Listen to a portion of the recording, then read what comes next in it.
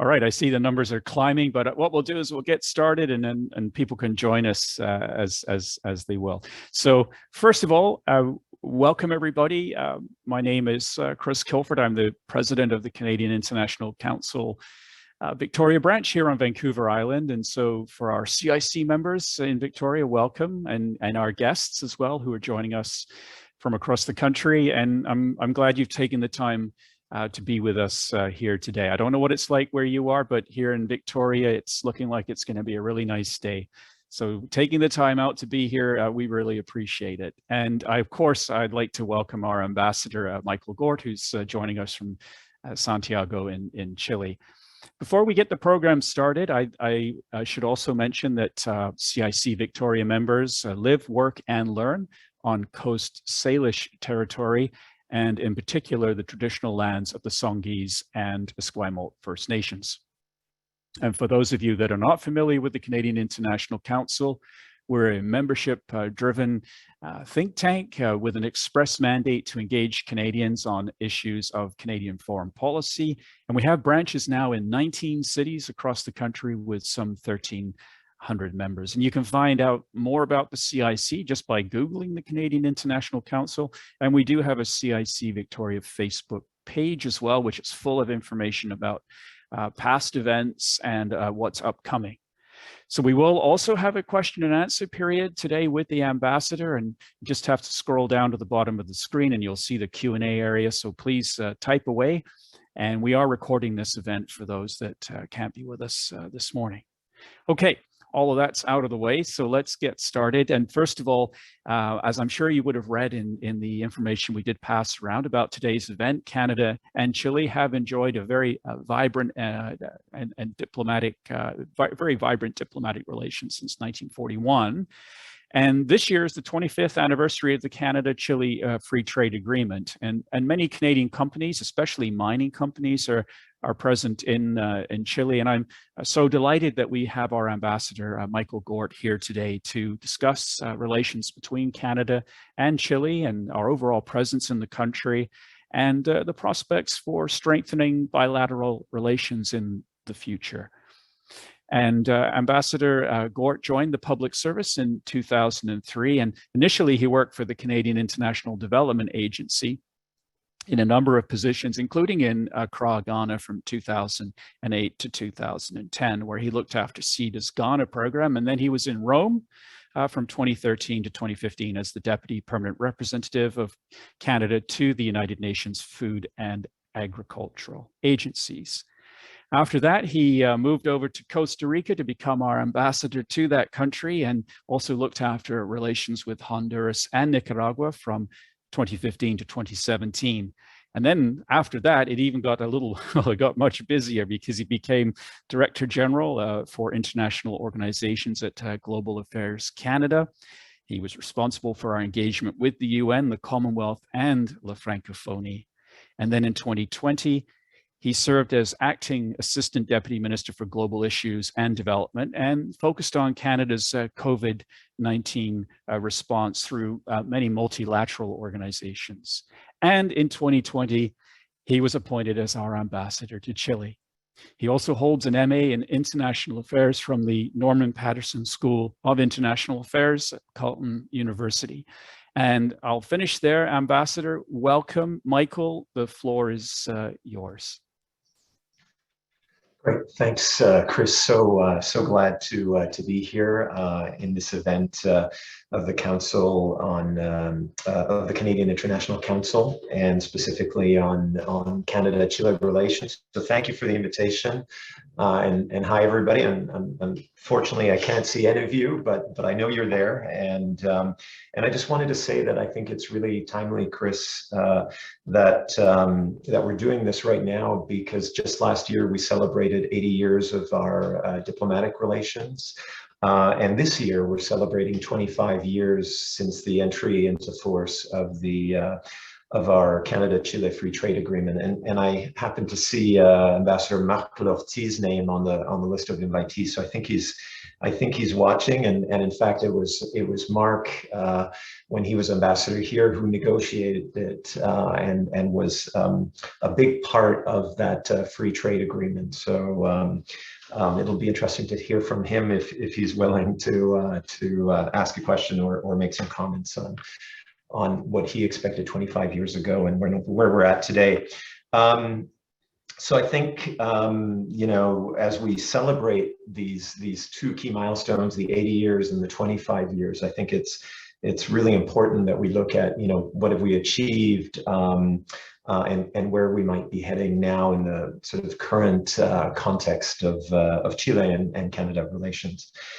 So my plan, Chris, if it's okay with you and the audience, is to provide some basic information on Chile. I think there are probably some people in the group who don't really know much about Chile.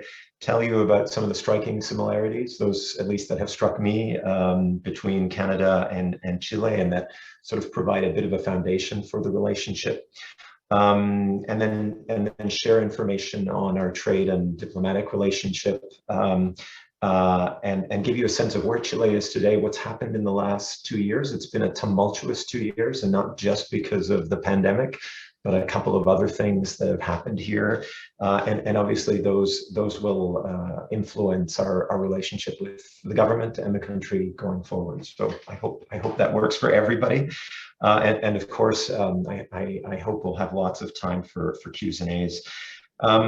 So for those of you who don't know Chile, it's one of 6 countries in South America's southern cone, bordered by Peru and Bolivia to the north, Argentina to the east, and then the Pacific Ocean to the west. And Chile is about as long as Canada is wide, and I think you could, if you turned it on its side, you could just about fit it into continental Canada from coast to coast. Population of about 19 million right now, according to the latest statistics that I have.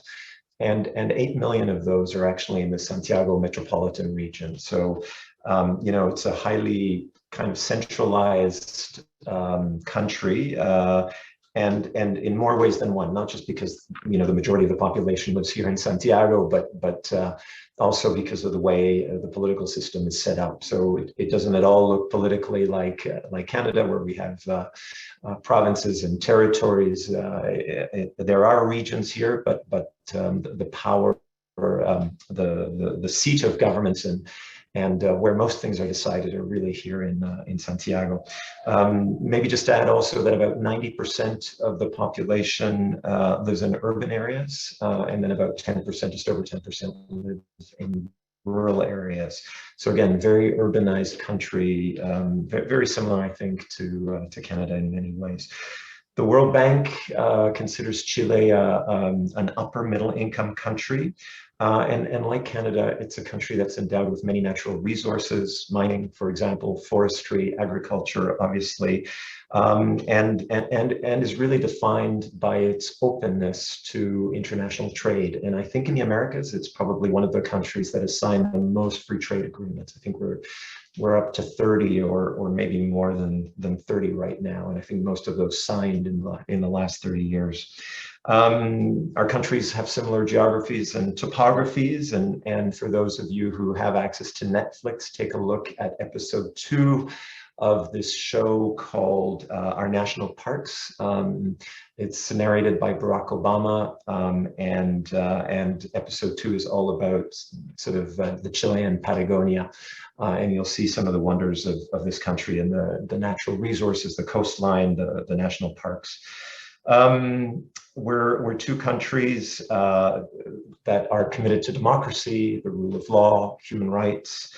We have very vibrant civil societies, and I think Chileans and many others have witnessed that over the last couple of years in particular.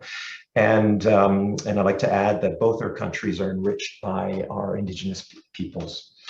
And that about 2 million people in Chile, in particular, at least in 2017, identified as belonging to one of the 10 or so indigenous groups that are here. We, of course, have also many differences, and I won't get into those, but I think some of those, obviously the similarities and some of those differences make us look to one another. I mean, I think they strengthen that relationship we have, because we both feel that we have things to learn from one another. And when I was speaking to Chris a little while ago, he mentioned that they'd be interested in sort of the expat community. So just to give you a quick sense of that, according to the statistics that I have from 2016, so they're a little bit dated, we have about 45,000 Chileans in Canada. Many of those moved to Canada in the 1970s and early 80s during the Pinochet dictatorship here. And according to Stats Canada, about 27,000 of those 45,000 are sort of first generation, and then 18,000 or so are second generation. So it's an important population that's been growing in Canada. That obviously has an effect on the relationship between our two countries, between our people.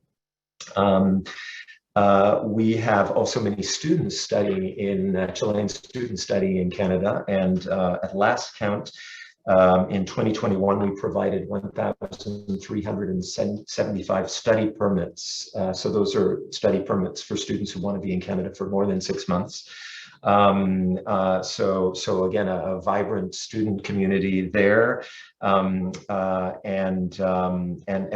number has actually grown because of the pandemic, because a number of other countries actually shut down. Australia, for example, which was a big destination for Chilean students, lost out to Canada because we remained open to students. And while it was a little tough to get to Canada at some points, we really increased the numbers. So that's been really positive. And just for your information, there are about, we think, because it's really hard to track, nobody wants to tell us that they're here, but about 7,000 Canadians in Chile, probably many of those would be dual nationals. And in 2018 to 19, so just before the pandemic, we had 104,000 Canadians visit Chile. So those are actually really significant numbers for us, given how far apart we are geographically. And for those of you who are students and professors in Canada, there are a growing number of academic agreements between Chilean institutions and Canadian institutions. We have about 200, probably more than 200 faculty and university agreements, so faculty to faculty, university to university, that promote faculty exchanges, student exchanges, and also research and development. So, and that's an area that's growing and something that we're trying to promote very heavily here in the embassy.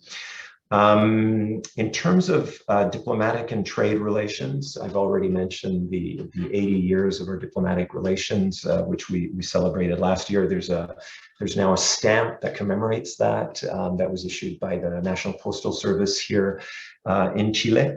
And we have really strong, and have had for a long time, a strong relationship bilaterally, regionally, and also multilaterally with Chile. On the bilateral front, just a couple of examples. I mean, I talked about university and academic exchanges, but we've worked very closely, especially in the last few years, on the environment and fighting climate change. We've worked together on defense issues. We have a long-standing agreement on defense collaboration. And anyway, those are just two of many examples. Regionally, we've worked together on issues like Venezuela, Nicaragua. We collaborate very strongly in the context of the Organization of American States. And then multilaterally, we actually work very closely with Chile on human rights, on media freedom, on issues like World Trade Organization reform, so on the trade side, and most recently on Ukraine, actually, on Russia's invasion to Ukraine. I'm happy to share a few other sort of specifics on that later if anybody would be interested. And then, so that's on the diplomatic side. On the trade side, 25 years this year, of the entry into force of the FTA, but also two parallel agreements, one on environmental cooperation and another one on labor cooperation. And the agreement was modernized in 2017 by adding, among other things, a chapter specific on gender equality. And just a few things of note on what's happened in trade, and I think Mark probably knows this. One, trade has quadrupled between our two countries in the last 25 years. So exports to Chile, $1.2 billion in 2021, and the imports from Chile to Canada, even more important than that, $1.8 billion. So Chile has actually done very well as a result of the free trade agreement. But I think today, the bigger story is really about investment. And we are currently, and this is according to Chilean central bank statistics, the second largest investor overall in the country at approximately $32 billion. So just behind the US and well ahead of Spain and other investors in the country. And we're the top investor in mining, and so this means that we have a lot of influence. Chile looks to Canada also for its experience in the area of mining. And in a number of other areas, and really makes for a very positive relationship on the trade and commercial side. And something that I'm also very proud of is that we, together with Chile and New Zealand, created a group called ITAG, which is the Inclusive Trade Action Group.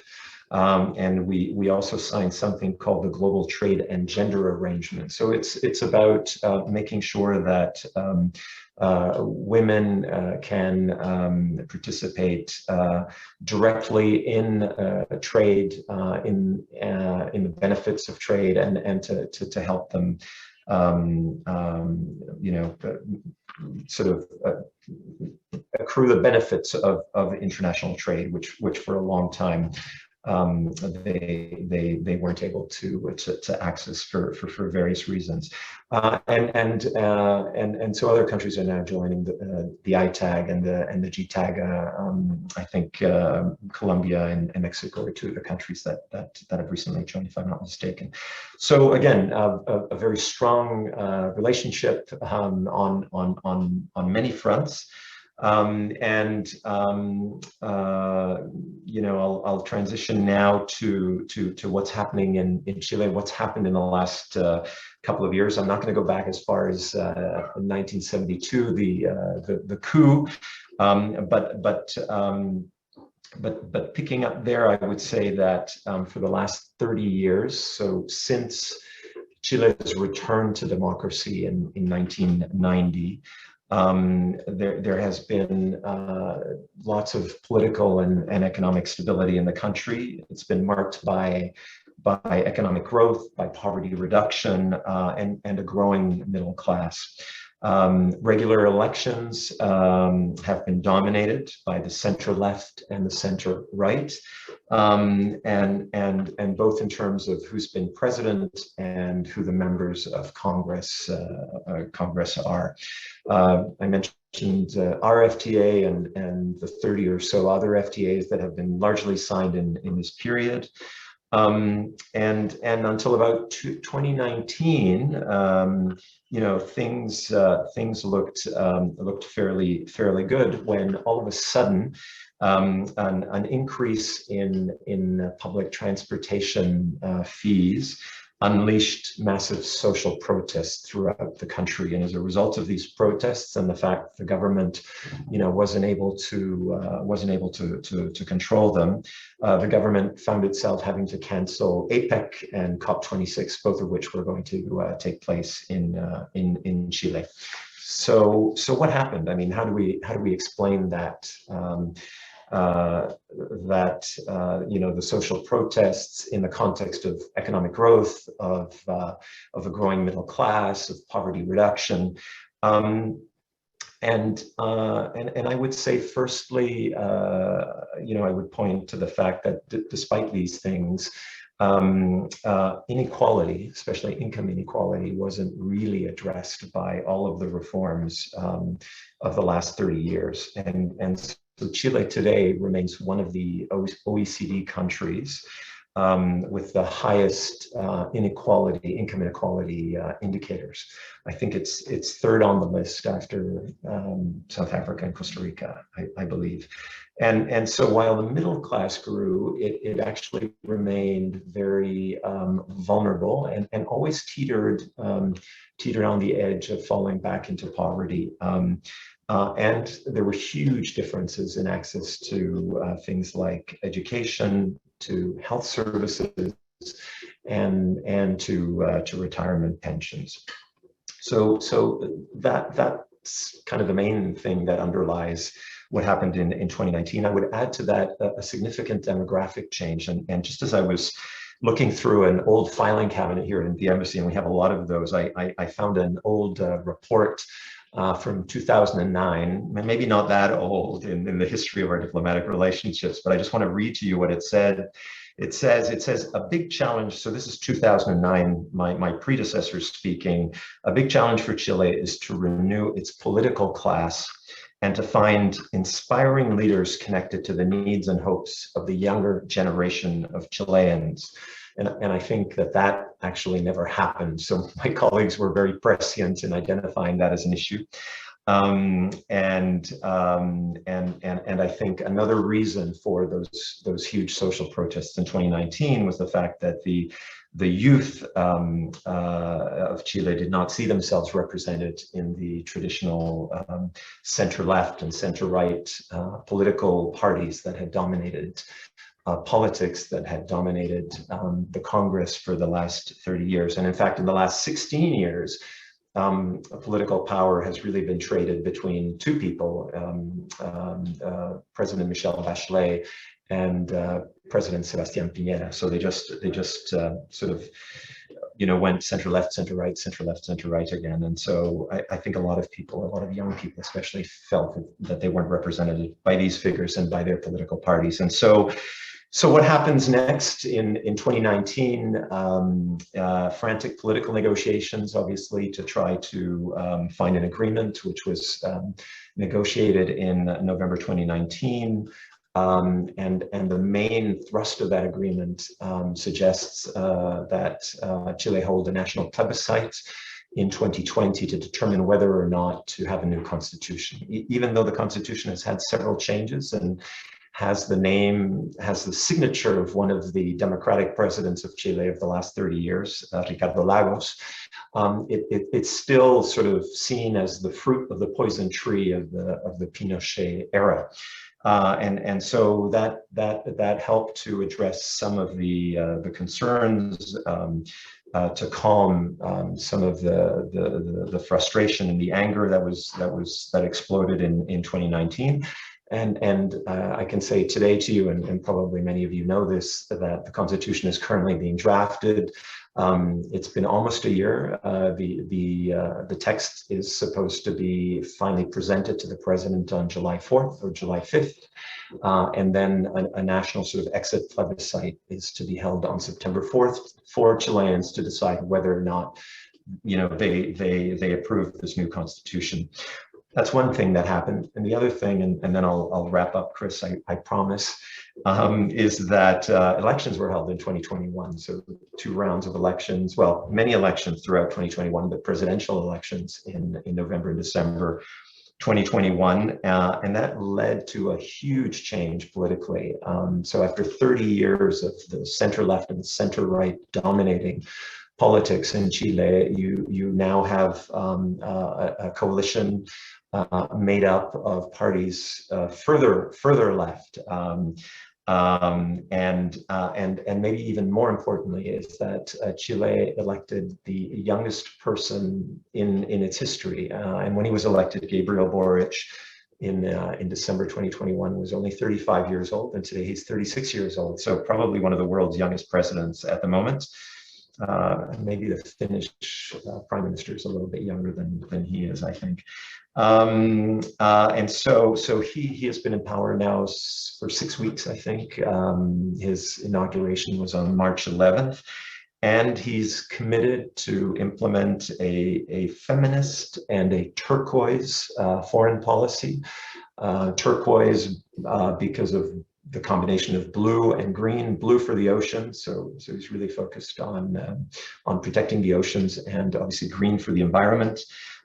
It's supposed to be a human rights-based foreign policy, and he wants to address the long-standing issues that led to the October 2019 crisis, and obviously his election. And I think for Canada, I'd like to say that this represents really an opportunity for us to strengthen our relationship with Chile, to work on issues that are very close to our heart. Obviously, we too have a feminist foreign policy, and we're already talking with the Chileans about what that means and how we developed ours and how we're implementing ours. So we'll be working closely with them on gender equality, on diversity, on inclusion, obviously on human rights and democracy, on the environment and climate change, and on more inclusive and progressive trade. And one of the first places we'll actually be able to do this is in the context of the Summit of the Americas, which, as you may know, is taking place in June in Los Angeles. But it's still early days, and if Chris invites me again next year, I'll be able to report a little more on progress. But we are starting to engage with the new government and the new ministers. And by the way, just to add, in terms of a feminist foreign policy or a feminist policy, the majority of cabinet members are women. So I think upwards of 65% of the cabinet today is made up of women. So a very, very strong message, I think, to the world and particularly to the Americas, that this really matters, and it shows a great commitment. I'll stop there, Chris. I hope that was all right, and happy to take questions from you or from friends and colleagues online. Yeah, well, thank you so much. We do have some questions coming in, but before we head over to those, I had a couple of things I wanted to talk about in light of your comments. And, you know, you're absolutely right about the geography. It's something that that I looked at as well in preparation for today's event, and saw that Chile was 4,300 kilometers long and 350 kilometers wide at its widest point. And you're absolutely right. You can stretch from Vancouver to Halifax. And it's very much like us too, because the majority of our population lives in that sort of 300-kilometer band along the American border. So that was one thing that sort of struck me. And then I wanted to ask you about a little bit of history, because as you know, my last job was in Turkey, and I was the defense attaché at our embassy there. And the specter of military coups in Turkey, it never goes away. And I would imagine during in Chile's history, the Pinochet era, which was actually quite long, he comes to power in 1973 and he leaves in 1990, but he doesn't actually leave, because he stays on as the commander of the armed forces until I think 1998, and then as a senator till 2006. And so it's really not that long ago. And I just wanted to ask you a question about the specter of Augusto Pinochet, and does that come up in your day-to-day encounters, or what you see around you, and the conversations you have about current Chilean politics? And of course, you mentioned the Constitution, so I'm guessing the answer is yes. Thanks, Chris. I would say yes, and I might have said 1972 in my presentation, but I did mean 1973. So thanks to folks for correcting me if I made that mistake. Yeah, I mean, I think it does come up in many different ways, and it certainly came up, Chris, in the context of the elections last year. One of the candidates running, actually the main opposition candidate at the end of the day running against Gabriel Boric was José Antonio Cast. So from the far right. And pictures surfaced of him shaking hands with Pinochet when José Antonio was very young, and then he, publicly said things that suggested, he was still supportive of many of the policies that had been introduced by Pinochet. So that was very controversial. That's just one specific example of how it comes up. On the other side, you have Gabriel Boric, who referred to Salvador Allende a number of times. So that very important historical figure comes up as well in many different ways. And especially in the early days, in some of the symbols that the new president adopted, and in some of the remarks that he made referring to President Allende, and so yeah, it's still present. It doesn't come up in day-to-day conversation. I had the chance during the inauguration, while our parliamentary secretary for housing, Soraya Martinez Ferrada, was here for the inauguration representing the government of Canada. She and I had a chance to visit the Museum of Memory and Human Rights, and so that's really, that was designed to foster remembrance, to promote reconciliation, and really does a great job of showcasing what happened back then, how many people were murdered, went missing, and the abuses, the other abuses committed by the dictatorship of Pinochet. And so I couldn't tell you how many Chileans have visited. I know the museum was very controversial at first, but I think now it's accepted that that's really, reconciliation and remembrance are really important features of the democratic present of this country. So anyway, I'll stop there. Oh, thank you for that. And so I had another question on the trade side of the house, because we see many of Canada's biggest mining companies are involved in Chile. I noticed just the other day in preparing for our talk, Teck Resources, they have this new flagship copper mine in Chile, the QB2. It's almost complete.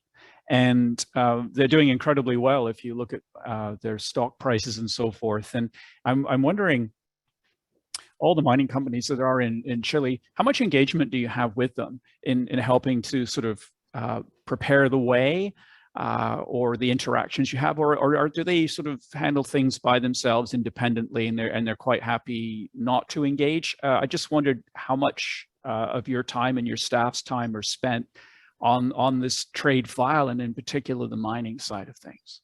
Sure. Yeah, no, I mean, you're absolutely right in that mining companies, Canadian mining companies especially, are really an important player here. As I said earlier, Canadian mining investments are the top investments our Canadian companies are the largest investors in the mining sector.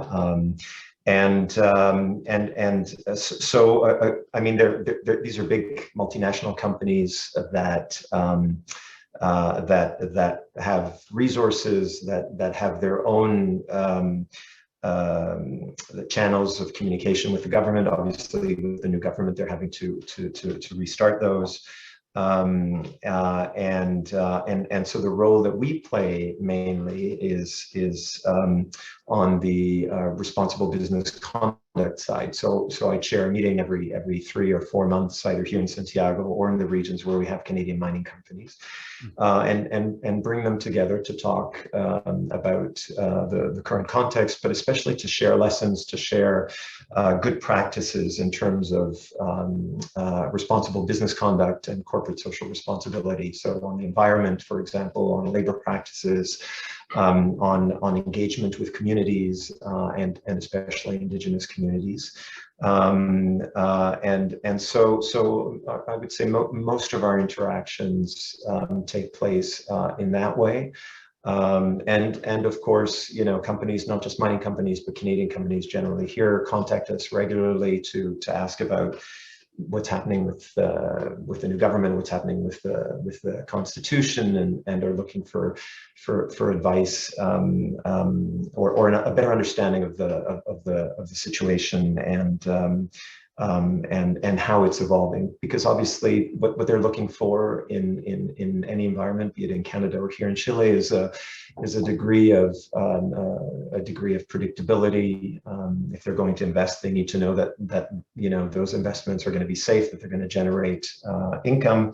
And so that's always top of mind, I think, in any environment, and so that's one of the things that they engage with us on. Now, it's sort of moving on from the trade side, but still key to it is corruption. And Roy Cullen had a question regarding corruption in Chile. Is it an issue? Does it need to be tackled as an immediate priority by the new president? And is it going to be constitutionally? Or are we? He's also asking what other things do you see moving forward out of the constitutional reforms? Are there any sort of key issues that you see coming to the forefront? Thanks, Chris and Roy. Yeah, I mean, corruption has been an issue here. I would say that it's not been as rampant as in other countries in South America, but a number of institutions have been tarnished as a result, and there have been examples of corruptions in the context of the armed forces, in the context of the Carabineros police force, in the context of some of the democratic institutions, and so that probably has also contributed to some of the frustration and the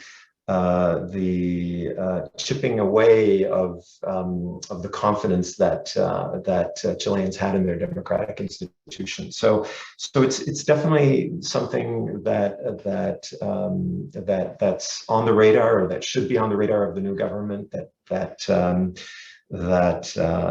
needs to be addressed. And especially, I think, when it comes to just again strengthening public confidence in government and in the various institutions that represent the people. Mm-hmm. And then just with Roy's question, and Valerie also, what are the key changes do you see coming out of constitutional reform? Sorry, that was the second part of your question, and so potentially many changes, and let me just say, even though we're near the end of the constitutional process, Chris, there's still a lot of work to be done, and there's that exit plebiscite, mandatory, I should add, exit plebiscite on September 4th. So we actually won't know until September 4th whether the new constitution is approved or not by the people of Chile. Discussions are still ongoing, negotiations are still ongoing. But to give you a flavor of some of the things that, some of the big changes that are being proposed, one is, and this has already been agreed to by the plenary, is that Chile will be what they call an Estado regional, plurinacional e intercultural. So a regional state that's plurinational and intercultural. So that's a big change, because until today, Chile has very much been a highly centralized state. And so this gives way for big changes. Other changes that are being proposed have to do with the political system, for example, and the abolition of the Senate. So Chile has a bicameral political system, very similar to the US. And so there's a proposal to abolish the Senate and create a regional chamber that wouldn't have the same powers as the Senate does currently. There are a number of proposals in the Environmental Commission of the Constitutional Convention that are also proposing the strengthening of environmental protection, the creation of environmental rights that the Chilean state would then have to defend. And just on the indigenous front, I'd like to just add that proposals also include, the granting autonomy to indigenous peoples and areas in terms of administrative autonomy and political autonomy and fiscal autonomy. So potentially far-ranging changes for Chile. One of the comments that's being made is that rather than taking the current constitution with all of the amendments that had been made over the years, including by President Ricardo Lagos, the approach has been really to start from scratch and to propose new things for this constitution to address some of the issues and the frustrations I think that people have felt over the years. And what's really interesting is that countries do, like Chile, look to other jurisdictions, other countries for inspiration, and on a number of fronts. The two countries that keep coming up in terms of how we protect human rights, in terms of the social safety nets that we provide to people, are Canada and New Zealand. So those seem to be two models and two references that they're looking at. Well, two good models to follow. I would say we're not perfect, but I think it's good that they look at us, because we have things, for example, like our feminist foreign policy, and this ties into a question from Cam Ross, because you mentioned trade and gender, and Cam points out the Fraser Institute, for example, says if it matters, measure it. So with your mandate from Ottawa, how do you actually report back on how gender is being factored into trade agreements and how it works between Canada and Chile? Is there a method for you to do that? So we have this gender chapter in our trade agreement as a result of the modernization of the trade agreement in 2017. Which is, I think was really innovative and helps us address exactly the kind of issue that you just raised. So there's that. There's also this inclusive trade action group and the global trade and gender arrangement that I mentioned earlier, that also encourage us and provide direction for us to make sure that we promote and we implement trade and commercial policies that are gender responsive, gender sensitive, I think with this new government, especially because of their feminist foreign policy, because of their commitment to more inclusive and progressive trade, I think we're going to be able to work very closely with them to make sure that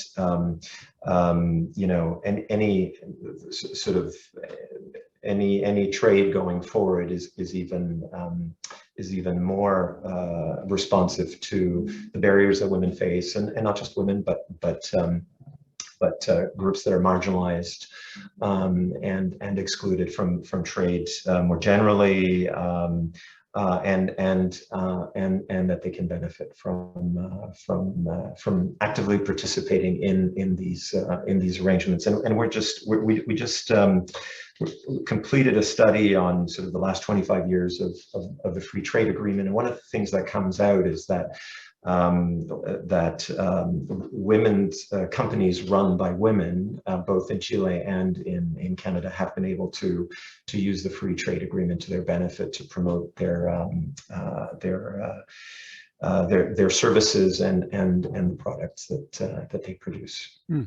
Sorry, that was a very long-winded answer to your question. But it's important, and I will say, Ambassador Michael, when we have these events, you sometimes wonder if you're going to get questions from the audience, and I'm being inundated with chat questions and so forth, which is wonderful to see. And I'm going to do my best to get to everybody's questions. And I think it's really important to note Gonzalo Silva. He wrote, as a Chilean, I agree with replacing Pinochet's current constitution, but I disagree with getting into too much detail as it's being written now. The changes proposed by the new document might be too radical and hard to manage, and it looks like a wish list. And he's made that comment, and it ties very much into what Don Scott has to say, where he's saying, you know, outfits, magazines like The Economist are raising doubts about the government's plans perhaps to move away from freewheeling business and investments and more focus on the social side. And do you see you know, this very ambitious young president faltering at some point? Is there going to be a shock that he's going to face, and will it be a slow slog rather than a quick race to the finish line? So I'll start by saying that Gonzalo's comment in the chat, which I can see now, I think is representative right now of how the majority of Chileans are feeling. Until about 3 weeks ago, the polls suggested that a majority of Chileans were going to approve the new constitution in an exit poll, and all of that changed about 2 or 3 weeks ago. And three separate polls, three separate independent polls came out and are now indicating that more Chileans would be likely to reject the Constitution on September 4th than approve it. And I think, you know, what Gonzalo is getting at in terms of the radical nature of some of the changes, I think that probably speaks for a lot of Chileans right now, who are concerned about the future, and have also benefited to one extent or another from, you know, the stability that the last 30 years have provided. In terms of the, so again, I mean, I think it's going to be really bumpy until September 4th. Like I think it's going to go up and down, and we really don't have a constitution yet that we can look at. The last month, so the month of June and a little bit of July is going to be really, there's a harmonization committee that's going to look at all the changes that are being proposed, and that's going to have to make sure that it's coherent, that it doesn't contradict, that one article doesn't contradict another. So again, we could see other changes coming. And so we really don't have a constitution today that we can say, you know, yes, this makes sense or doesn't make sense. So on investments and you know, sort of social safety nets or social protection and the importance of investment, I think it's interesting if you listen to the president's to Gabriel Boric's you know, his remarks before the election, before the first round in November, between the first round and the second round in December, and then up to in the inauguration, and then since the inauguration, I mean, there's been a lot of movement. I would say there's been a softening of the rhetoric. I think, I mean, it's only been 6 weeks, but you know, we like to say, you know, where you stand depends on where you sit. Here in Chile, they have a similar expression, but it has to do with guitars. Like once you play playing the guitar is a whole other thing for the Chileans in the audience. I think they'll understand what that means. And so you have a president that's wrestling with the promises he made to improve pensions, to improve access to education, to healthcare, and at the same time, I think recognizes that this is going to cost money, and this is going to depend on investments and especially foreign direct investment. If the policies and the proposals are going to see the light of day. And so I think it's the challenge that all governments face, right? We want industrial development, and we want social safety nets, and we have to pay for those things. And so I think the reality of governing is very different from the reality of campaigning. And so I think we're seeing an evolution of we're still seeing firm commitments, and that he's firm with the commitments that he made. But even in the appointments of the ministers and of the subsecretaries following his election, you can see the importance of stability, of predictability. Mario Marcel is today the finance minister. He was the president of the central bank before, and so there are some indications there that Boric is going to to find that moderate way of addressing these issues, and especially I think in the current context with inflation on the rise, with the impacts of the Russian invasion of Ukraine and what that's doing to food security globally, and value chains, still living with the impact of COVID-19, especially in China now, that's disrupting value chains and supply chains. And so, the context today, the global context and the economic context isn't what it was 6 months ago. And so I think, there too, he has to make some adjustments to his program, or at least the timing of the policies. Mm-hmm. Mm-hmm. Following up on the corruption issue briefly, there's moves to create an international anti-corruption court, and Cam Ross here in Victoria has been very involved with this, and it looks like Ecuador is supporting it. And I know he's wondering if that's something you may have heard about, the International Anti-Corruption Court. And with the subject of corruption as a part to that, Alan Breakspear is asking about the media in Chile, because it's so important to have a free and open media to report on corruption and anything else that's happening in the country. And so what was your assessment of the media in Chile when it comes to being able to report on whatever they wish to report on? Yeah, so I'm not all that familiar with the International Anti-Corruption Court, but I'm happy to hear more about it or to read more about it. And of course, I mean, media freedom in Chile is critical. And I think there's a very strong commitment to media freedom.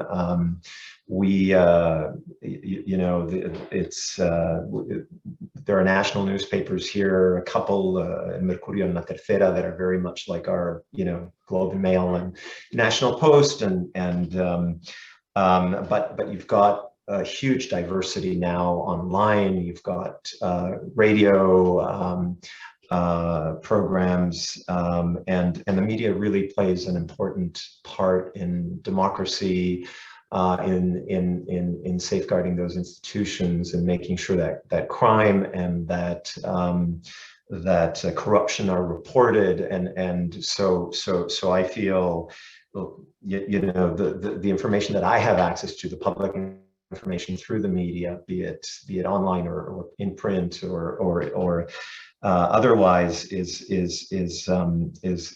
readily available. It's highly critical, especially of the government. I would say not of this government, but of governments in general, and really plays its role. And in terms of the state's own commitment to media freedom, I mean, Chile just last year joined the Media Freedom Coalition, which Canada is also a big part of. And so there's I think, there's a really strong commitment, I would say, to media freedom in this country. I know we're getting close to the end here, and there are still a couple of questions I do want to touch on because they do come from Mark Lortie. He's joined us today. Mark, hello. And he's asking Ukraine, Chile's position. Have they come out one way or the other? Are they just sort of watching as events unfold? Because of course they've got so many other things going on in the country right now with the recent elections, and also China. China's presence in Chile. You mentioned that we're a big investor behind the United States, and just sort of wondering how China's playing out in the country. Sure, thanks, Mark, for those questions. Yeah, on Ukraine, I would say that Chile has been steadfast. On the multilateral front, they have joined either to support or either to co-sponsor, I would say, most, if not all, of the resolutions. I think all of the resolutions that have come up in the multilateral context, for example, in the UN and at the OAS, including on the humanitarian situation, and a number of other fronts. In the case of the OAS, Chile voted in support of a resolution or a declaration, a resolution or a decision that Canada was co-sponsoring related to making sure that Russia, lost its permanent observer status. So they've been really good multilateral allies on that front. And I would add, they've also provided a small, but I think symbolic gesture of support to Ukrainians by providing $100,000 in humanitarian support to Ukraine. So that's been great, and it's been great to work with them on that. And on China, it's complicated, Chris.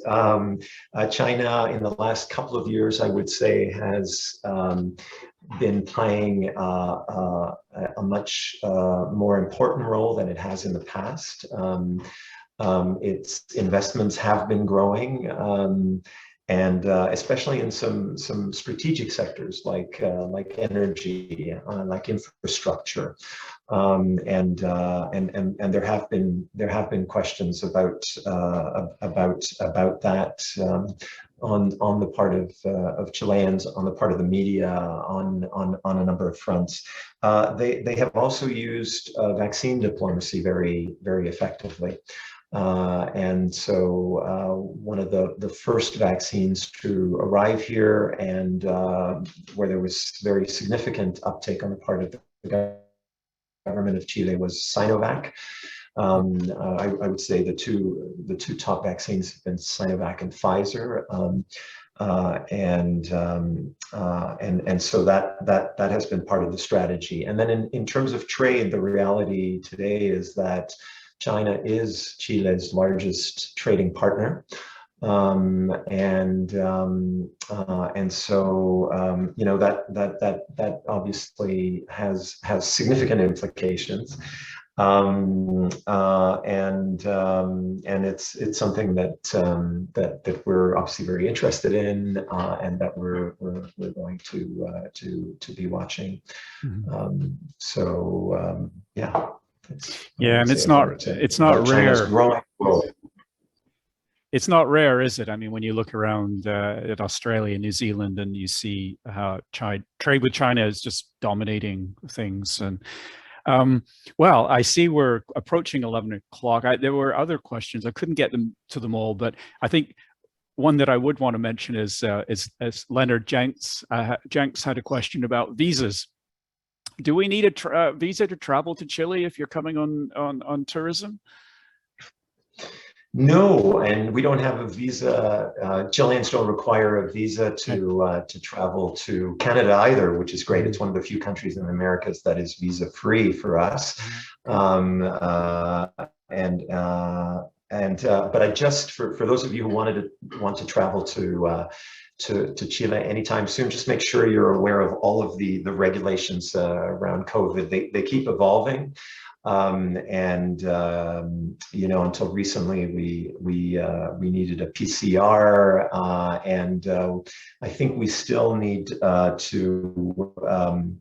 to make sure that we have our vaccines, our Canadian vaccines, confirmed by the Chilean health authorities. All of that is changing, so I can't tell you what the latest is, but we do publish it on our embassy website from time to time. So if hopefully you are thinking of traveling to Chile, it's an amazing country and there's lots to see here. But yeah, just make sure to be familiar with all of the regulations and restrictions, and no visa needed. Well, thank you. I'm going to look at what Barack Obama has to say too in the Netflix series. That second episode, I'm going to do that. I really appreciate your time today. I'm sorry if we couldn't get to all the questions. I didn't get to ask you about your career, and so maybe we should be doing a part two. And I also appreciate your time because, as I said to you in the lead up to this event, we tend not to focus very much on Latin America. We get so tied up with events in Afghanistan, or have been with Ukraine and so forth, and often don't turn our attention to Latin America. Now, perhaps that's good. I think that's good. And okay, so Krishna is really pressing me now. Do you have a few minutes to talk about your career? One of our student members. Okay, Krishna, we're going to do that. So folks, hang with us. I understand if some of you have to go, and thank you for being here.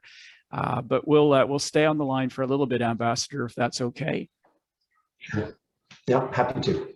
So I did talk to you about your career beforehand. You entered into the foreign affairs world fairly late, and I see you went to Carleton University, but you must have left high school and went to university, then did something in between. How did you find your way to foreign affairs? Yeah, great question. Happy to talk about this if it helps to motivate or inspire people. Yeah, I mean, I grew up traveling. My parents were European immigrants to Canada, and so you know, they pick us up and take us away, and so I think I just early on developed that interest, not just in travel, but in what was going on internationally. And so when I had the opportunity, I studied international affairs. I did an undergraduate in economics and political science, and then a master's degree in international affairs with, in addition to sort of a college diploma in photography, when I thought maybe I wanted to be a photographer for a while. So my studies and my career took me different directions, but I always wanted to work internationally. And the great thing, obviously, about studying in Ottawa, not that, you know, studying in Victoria isn't great, or in other parts of the country, Kingston, wherever it might be, but there are a number of programs and opportunities then for internships and other things in the public service, given that you know, so many of our federal departments are headquartered in Ottawa, and so in my case, I decided not to pursue that route. Many of my friends decided to join the government. I started working for NGOs, and ended up working for a human rights organization in Ottawa. And my languages helped me there. I spoke Spanish at the time, and they needed a Spanish speaker who could translate human rights documents from small human rights organizations in different countries, including in Chile, including from Chile, and translate them for the purpose of publication in English in this Human Rights Reporter, it was called. And then I joined a development organization called CIC, and that took me to Central America, where I'd done already some work for the UN. And the next obvious kind of transition for me was to work for the government, and that's how I joined CEDA. There are these great programs There's this program called Interchange Canada, and so I was an employee of CIC, but loaned to the government of Canada through Interchange Canada, and that's how I started working for CIDA, and then applied for one of the competitions that came up periodically, and managed to become an indeterminate employee of CIDA. And then as a result of the amalgamation in 2013 or 2014, I became a diplomat in a sense. We all did. I think we already were diplomats, but we were working on the development side, and so and then one thing led to another, and here I am. So I mean, I guess I don't know if there's a moral in this story, but I didn't become an ambassador or a diplomat in the traditional way. I sort of entered through the back door in a way, and maybe just to say that there are many ways to end up doing this work, but it is great, very challenging, but very fulfilling at the same time. Well, you've managed to go from being an ambassador in Costa Rica down to Chile. You've stayed in the same region, if you like. Was that predetermined? Is that based on your language skills, being able to speak Spanish, or just by chance? Yeah, I mean, it's a little bit of both. I think Spanish has always helped, and certainly Spanish, I think, was the reason that I was called about Costa Rica. I hadn't actually applied for that job, but I think they were really looking for the right fit, and somebody who could speak Spanish. But for Chile was one of the countries that I applied to. They let you apply to, I think, up to five different countries, and I applied to 3, and all 3 were Spanish speaking, because of my interest. Not all 3 in the Americas, and this is where they ended up sending me. So, but I have to say I'm comfortable in the Americas generally, and I certainly wouldn't call myself an America's expert, but you do develop a little bit of an expertise, and I think it helped for me to come here after having been in Costa Rica. I think there's a recognition there that you're committed to the Americas more generally as a result. And one quick final question for young people out there in the audience who are contemplating heading into the world of foreign affairs, global affairs, Canada. Would you have any advice for them? Yeah, I would say do it. Stick with it. I know it can be very tricky to get into Global Affairs Canada. But we do run competitions, external competitions from time to time, either for foreign service officers or others. As I said, in fact, I applied to the Foreign Service when I was still in university and wasn't successful, and decided I didn't want to work for foreign affairs anyway, and so went the route of NGOs, and the UN, and then ended up in foreign affairs anyway, or in global affairs at least. So there's not just one way to Rome, I guess. And I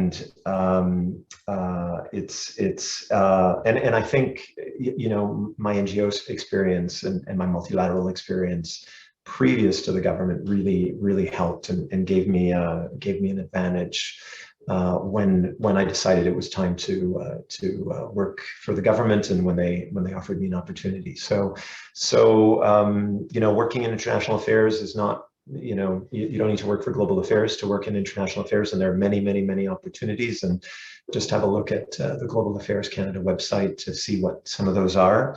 But for those of you who are interested in international work, it's really wonderful job, and I hope it works for you. And really, feel free to reach out to me if you like. And I'm always happy to provide free advice. Well, thank you for that, and so and you've been very kind with your time, and so we're going to let you go. And for the students that are out there, of course, if you're members of CIC, you've come to the right place. And I noticed Gonzalo was in the chat at Royal Roads University, and I don't think you're a member of CIC, so I will be in touch with you. We like to bring in lots of folks that are new to Canada and get them involved in some of our activities. And Ambassador, this has been a great event, and we're always so delighted that we can have folks like you are doing the hard work out there in the field, so to speak, on a day-to-day basis, representing Canada and, of course, us in the audience. So thank you for that, and for your time today. And I think maybe in a year from now we should get back together. If I'm not in Chile beforehand, now that the visa travel is allowing me, we can come down for free, so that's good. But I know I really do appreciate your time. So, any last words before we call it a day? No, just to thank you for the opportunity, and I look forward to doing this again. And yeah, I mean, for those of you who do end up coming to Santiago, feel free to look me up. Happy to chat on it. I will do that. I will do that. Ambassador, audience, thank you for being with us today. All the best. Have a great day. And I'll be in touch with folks about our event today. All right. Take care, everybody. Bye, Ambassador. Thanks. Bye, Chris. Bye.